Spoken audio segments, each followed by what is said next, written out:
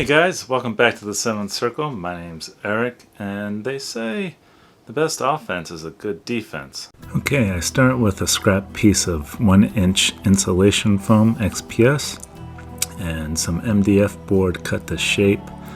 I then will go and glue it down with some liquid nails.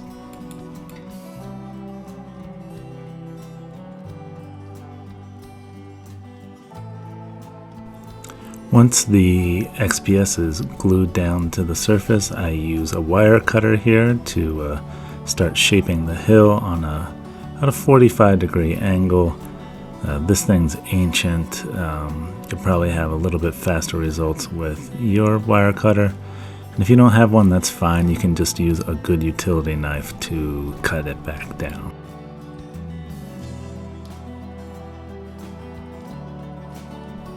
Here I'm just kind of sizing the barbecue skewers that I'm going to be using as the cavalry deterrents.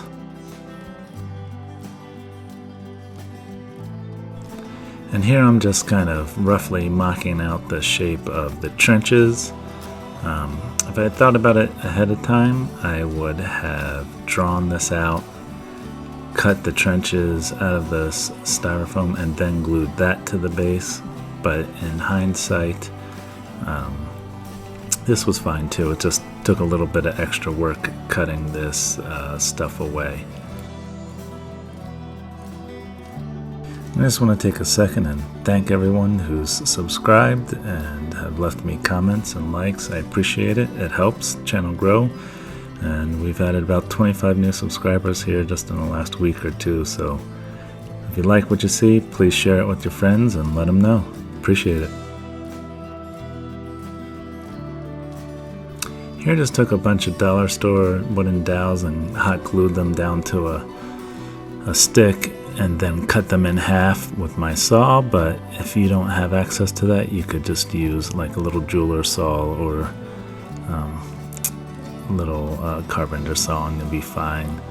I use my little burning tool here to start making holes that I can fit these spikes into that will form the front of the earthworks.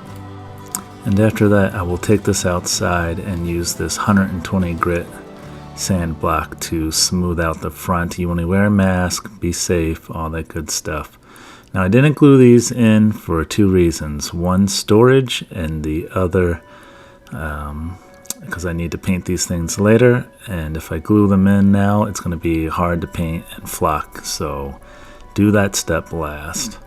Here I'm just using a little bit of all-purpose joint compound here to smooth out the bottoms, to try not to fill in the hole like I did here, and just smooth out the very bottom edge, making sure that your basing material and the pink insulation foam is joined at the bottom so that there's one continuous smooth surface.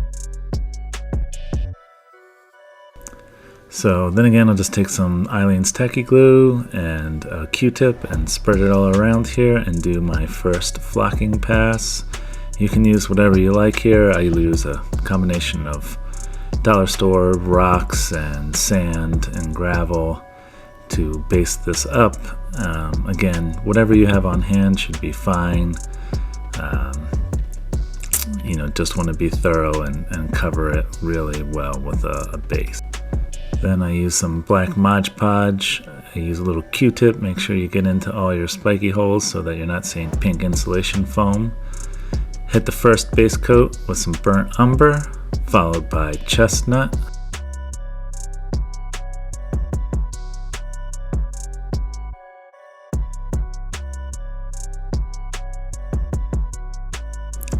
And then dry brush some territorial beige, followed by a little bit of khaki at the end here to finish up the dirt effects.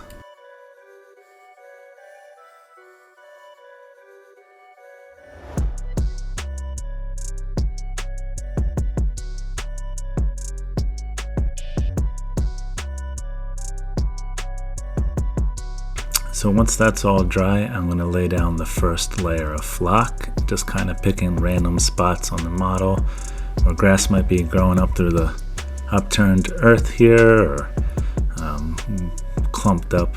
So just kind of pick things randomly and whatever looks good to you, and you'll be okay.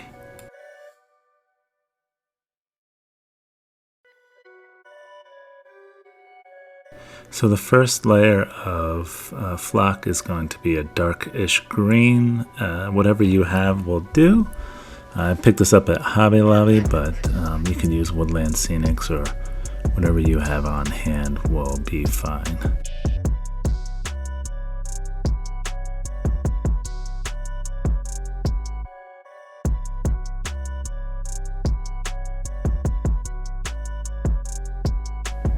Okay, once this is dry, go ahead and put in a next layer of techie glue. And you're not going to cover the whole flock here. This is just going to be kind of like a highlight layer of a lighter color flock here to give it a little bit of added depth and dimension.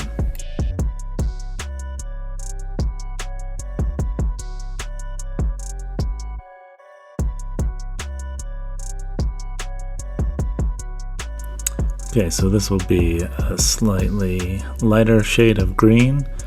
Again, these are fine flocking. Whatever combination works for you, whatever you have on hand.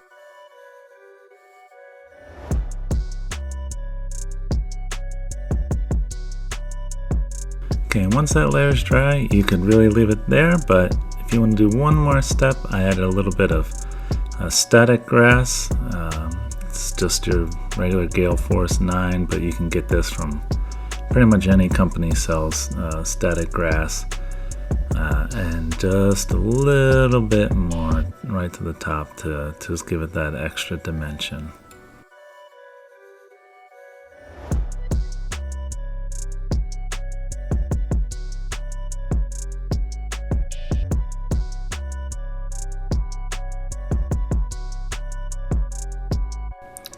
And the final finishing touches you can do, I have a bunch of different colors of these Army Painter tufts. Numerous companies sell the same thing, so whatever you have handy, whatever part of the world you're in, different companies will have these pretty rarely available, so just do whatever you can find that's cheapest and best if you want to go this extra step.